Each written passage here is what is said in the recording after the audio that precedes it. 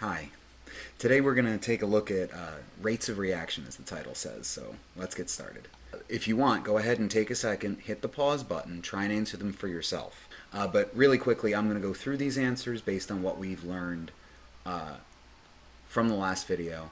So a decrease in entropy, when we're talking about phase changes, we're going to say gas to liquid to solid. Aqueous kind of fits in with liquid. They're not the same thing, but say they're similar. So we're looking for an increase in entropy. This is decreasing. So looking, we have gas to liquid, that's down. Liquid to solid, that's down.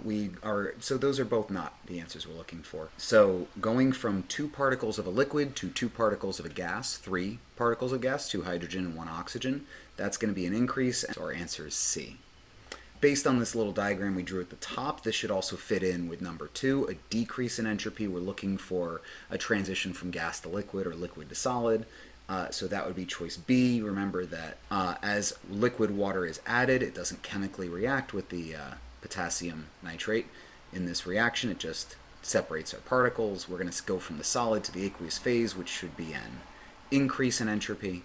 And then 4 is a general rule for how the universe works. Nature will tend to work towards low energy and high entropy, so that should be choice C. So for today's video, and as we watch, listen to the music, and try and record any observations you might have in your notebook.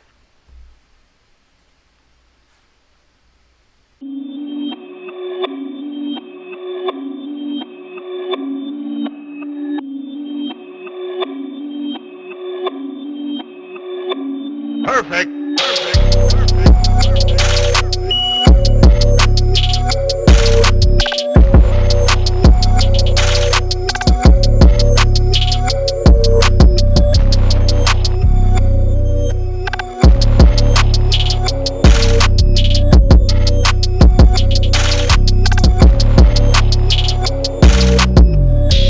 Pretty impressive. Clearly, our color change is an indication of a chemical reaction going on, and to me, the biggest observation is that the color changes didn't all happen at the same time, even though, as far as I could tell, they mixed equal volumes of liquid with equal volumes of liquid as they move their way up in the mixing.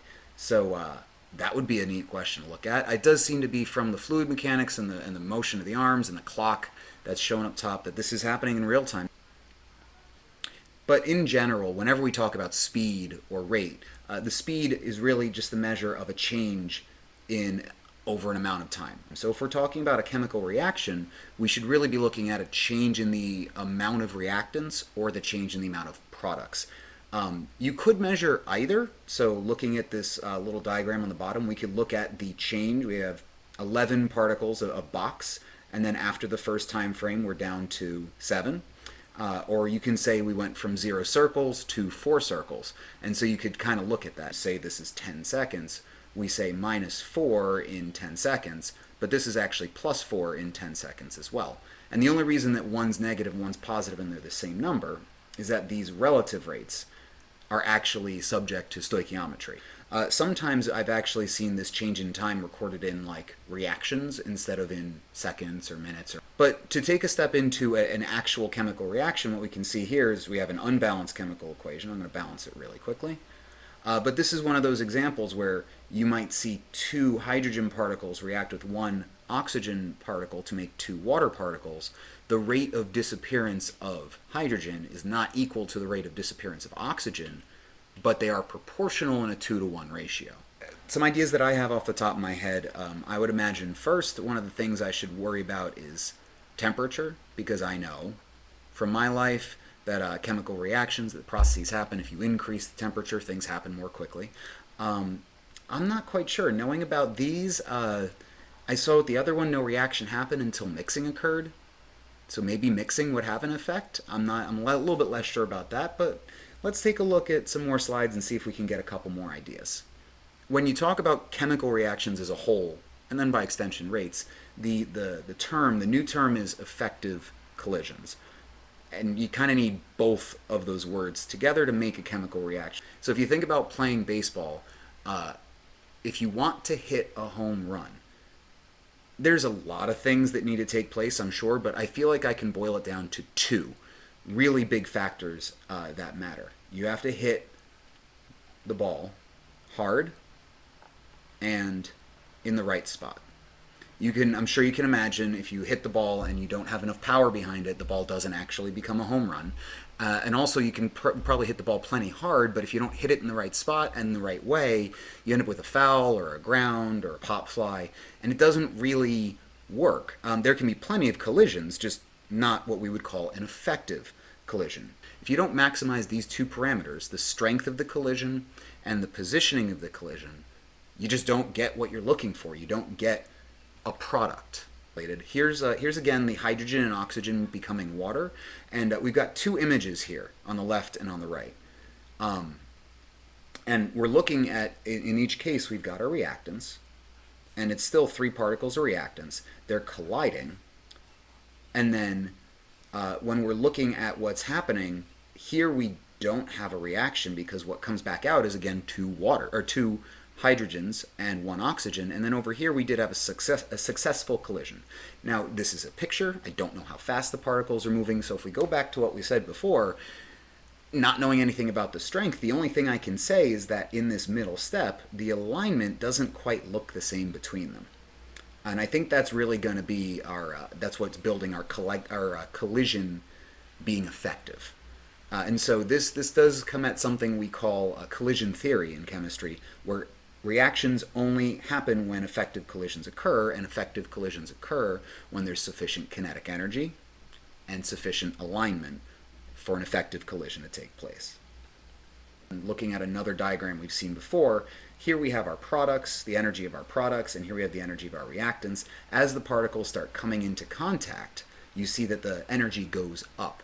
So in terms of collision theory, why is the activation energy higher than the energy of the reactants or products? Why is the activated complex so high? Well, I think that has to do with the fact that these particles have to be running into each other with sufficiently high speed and proper orientation, and that's how you actually end up loosening up those bonds. We said before that going up here was bond breaking and coming down here was bond making, but it's really kind of both start to happen at once. These bonds start to loosen before these bonds start to get made. And so what we have here is where we've got that perfect alignment and that good speed to really make this happen. Given those things, going back to our previous list, we had said temperature, and then what was the other one I had said? I had said, I think one of the best things that we should be looking at is, well, yes, they kind of have to be mixed. You can't have any collisions unless they're actually mixed together. So the real question is, how can the number of effective collisions be increased when you are... So a couple other thoughts. We're going to see what we get to in these slides, but a couple other thoughts. I'm thinking maybe pressure, because that's something that, I feel like that usually causes some reactions to take place. I remember that we've talked about catalysts before, but the goal here is for each of these factors, I want to relate it back to effective collisions, because if reactions are caused by effective collisions, the only way you get a more speedy, a quicker reaction is to increase the number of effective collisions. You have to always come back to effective collisions. So first, we should talk about temperature. In order to talk about temperature, I want to kind of show you a new diagram that you may not have seen before. This is something called a Boltzmann diagram. This is a graph that shows, you can see on the y-axis we have a percent of molecules, and on the x-axis we have kinetic energy. Now we know that temperature is equal to average kinetic energy. We know that temperature is, by definition, it's proportional to average. And so this diagram doesn't really say average kinetic energy. This just says kinetic energy. So this is a graph of all the kinetic energies of all the particles at two example temperatures. So that it's not to say that when you have a certain temperature, all particles have the same kinetic energy. We've only talked about the average. In general, the average kinetic energy is going to be pretty close to this maximum peak, where this is where the kinetic energy of most of the particles. And so what we can see is at low temperature, more of the particles have lower kinetic energy, and at high temperature, more of the particles have higher kinetic energy. But even at high temperature, there are some slow particles. So this A here is actually related to the activation energy. And what you can see is that for the black line, the lower temperature, we can actually see that the number of particles that are actually at that energy or higher is fairly small for the overall total. But for the other line, the higher temperature, there's a significantly larger number of particles that have this sufficient kinetic energy. So in order to relate this back to collision theory, I think it would be good to say that this doesn't really make better collisions happen, it just makes more forceful collisions happen. And then when there's more forceful collisions, if there's a good collision, then it's more likely to be successful. With a higher temperature, we will end up having a higher kinetic energy and also by extension a higher percent with sufficient. And then that means that when you have collisions, you'll have more effective collisions, which means then, of course, a faster chemical reaction. I also want to take a look at concentration, because I think concentration has an impact on chemical reaction. How does a higher concentration? Well, we know when we have a solution, we've got, at low concentration, you've got few solute particles, and then when you have a higher concentration, you've got many.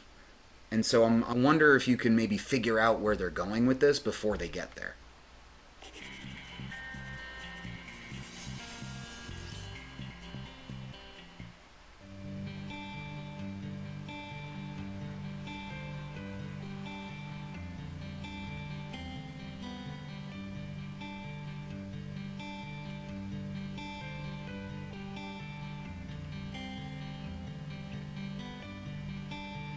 So they're not going into a dilute and concentrated mean in this case. My guess is that the concentrated is on the higher end from like 6 to 12 molar, and then the dilute is 1 molar or 0.1 molar or something, 1 molar or less. But they're saying 10 milliliters in each case, so they're trying to make this a very controlled experiment where the only variable is the concentration.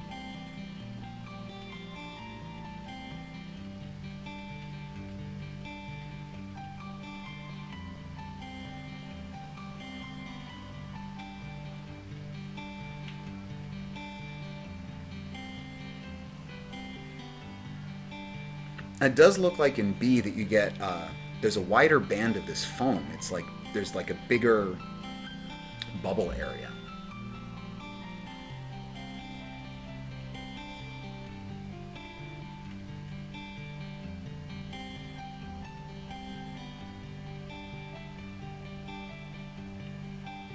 They're really driving this home. I think they used the words, they gave you the chemical reaction, they gave you the chemical reaction again.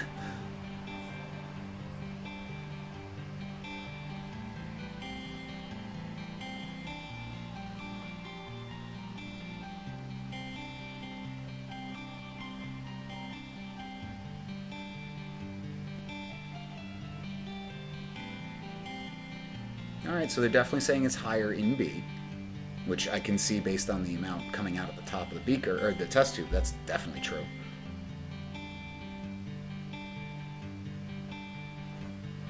Oh, there you go. So that's a good definition to write down, or that's a good piece of information. We should probably write that down. This is because the number of molecules per unit volume is higher, per liter or per 10 milliliter sample, or whatever unit of volume that you're talking about. It doesn't really matter what unit of volume because concentration is a proportion. Oh yeah, you can really see that test tubes B is having a much larger amount. The number of collisions between molecules is high, resulting in an increased rate of reaction. So don't forget in the solution, there's a lot of water here. And that water isn't really participating in this chemical reaction. So when you have more solute particles in the same volume, I think all they're saying is you just get more collisions. If we have a high concentration, that yields more total collision. So this is not necessarily saying that you're increasing the temperature or anything. You're not changing the distribution of energies, but you're just having more of each. So if you have more collisions, well, then of course, even if only like 1% of collisions was successful, 1% of a larger number is still a larger number. So more effective collisions would still take place. Now I know what you're thinking, because we've talked about concentration before. Yes, you can have an aqueous solution and that's concentration, but you might also be thinking, well, we've talked about the fact that like gases can even have a concentration too, and you're right. And so if you can increase the concentration of gases in your mixture, then you're going to get a similar outcome. I don't know if you've known this, if you've ever seen this before. Polar bears, one of the things they do to keep the teeth clean is that they love apples because they're sweet, and they'll freeze them in big blocks of ice, and they have to chew their way to get to the apples. Um, and so you might imagine that it would be easier for the polar bear to get to the apple if they say crushed the block of ice so that you could like dig through the ice chunks more quickly than you can dig into the ice block. Smaller the particles are, the more exposure there is. Before I get into the full explanation too much, I have one more video I want to show you, really driving home what surface area and particle size have to do with a chemical reaction taking place. Backyard Scientist here. Welcome to another Slow Motion Saturday, and you will realize that this is not my backyard. This is actually an abandoned phosphate mine. I'm out here today with other YouTubers called The Proper People. They're urban exploration, and today we've got some really cool slow motion science for you, so check it out. Before we get started, let's take a step back so I can show you exactly what I'm doing today. So cornstarch isn't flammable by itself. That's right? dangerous. It just doesn't catch on fire. But if we turn this into a cloud of dust, something completely different happens. Check it out. Oh. So that's pretty cool, right? But what if we supersize this? So this thing behind me is a canister of pressurized air. I pump it up with a bicycle pump, and then I filled it to the top with cornstarch in the little nozzle you see over there. Now this is electronically triggered activated, so all I need to do is touch this to a battery, and we're gonna make a huge fireball. Now it's time to fill it up again, light my torch, and stand back. All right, 3, 2, 1. Don't try this at home. Nice! So I showed you before, a pile of this powder in my hand wasn't very flammable, right? That's because only the very outside layer of the powder is in contact with the air and the oxygen in the air. So once they're puffed out in a big dust ball, they're suddenly totally covered in air, which allows you to make nice fireballs like this.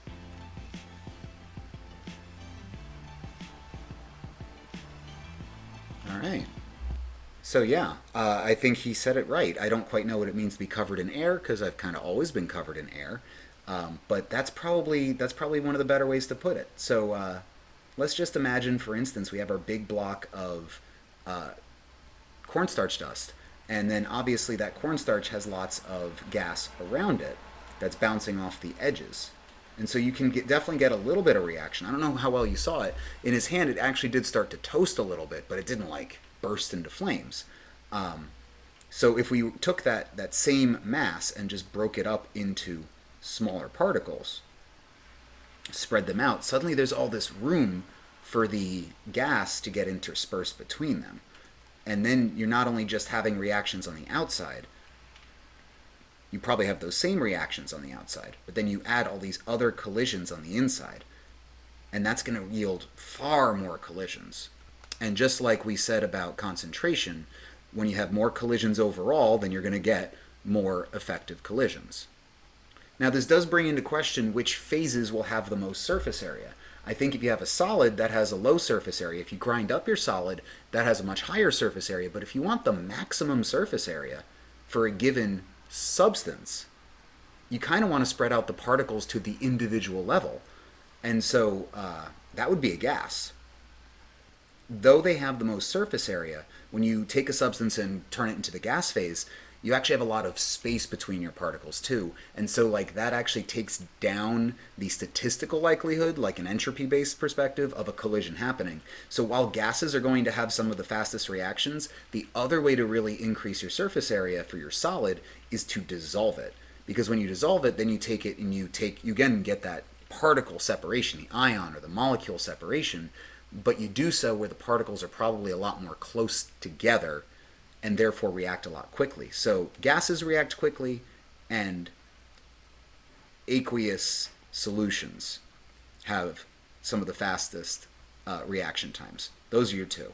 Both of them are going to maximize your surface area and therefore have the more collisions, therefore more effective collisions.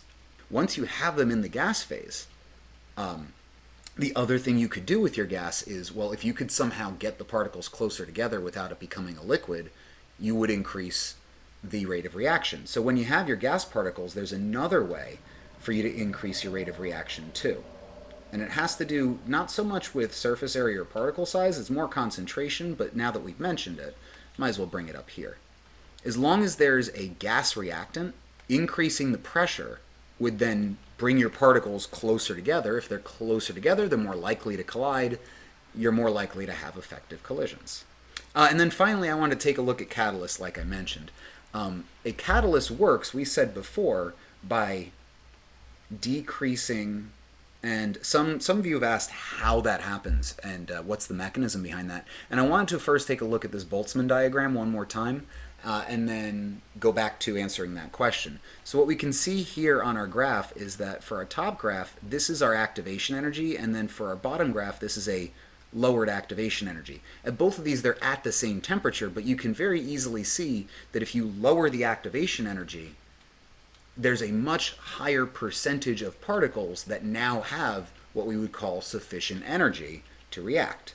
I'm going to call it energetic minimum, and hopefully that gets the point across where it's saying just a larger number of particles have that minimum energy, and so for that reason you're getting more effective collisions at that temperature.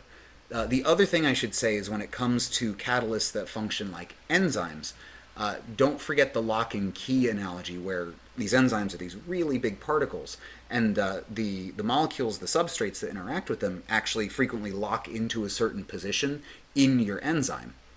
Well, when they lock into a position, that kind of holds the molecule, the substrate, still. So if you have two particles that need to have a certain alignment, if they lock into an enzyme at that alignment, well, suddenly the alignment is not something that's left up to chance. It's being forced. And so that's kind of the mechanism of how it manages to decrease the activation energy, because it kind of forces the particles to hold that alignment while they react, while they bump into each other. If you want to go back to the baseball analogy, the simplest analogy I can have is you're making your collisions more effective by putting the ball on a tee and holding the baseball still to allow more of the hits to be in the right spot. So it does give you a larger fraction of energetic minimum particles, but it also can lock the configuration. This one is unlike the other factors we've talked about, because this one doesn't rely on chance as much. It actually pushes the chance to be more favorable. So to wrap things up, I wanted to come back to a summary, and based on what you've seen today, I'm going to play the video one more time. If you want to watch these videos separately, I'll put the links in the description to this video. But I want you to watch this video, and based on what you can see, what factors most likely are at play here in causing the varying rate of reaction. And